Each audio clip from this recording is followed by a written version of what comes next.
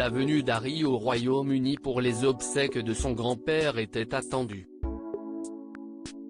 Si certains pensaient qu'il ne ferait pas le déplacement des États-Unis, il a fait son arrivée sur le sol britannique le 11 avril dernier, soit 2 jours après l'annonce du décès du prince consort. Il a été aperçu à l'aéroport d'Heathrow à Londres. Seul.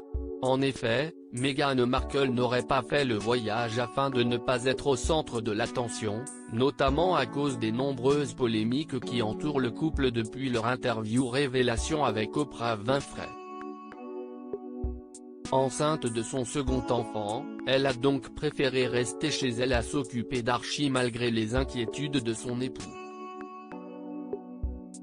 Une décision que la reine comprend totalement. Lorsqu'il est arrivé en Angleterre, Harry s'est empressé d'aller rendre visite à l'un de ses proches qui ne l'a jamais laissé tomber. Il s'agit de sa cousine la princesse Eugénie.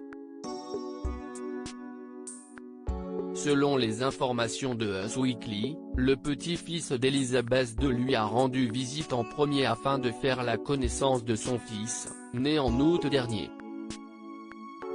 C'est à Frogmore Cottage qu'elle réside actuellement avec son époux Jack Brooksbank. Harry veut honorer son grand-père. Harry sera donc présent aux obsèques de son grand-père qui se dérouleront samedi 17 avril à la chapelle Saint-Georges de Windsor. Un événement qu'il ne pouvait pas manquer.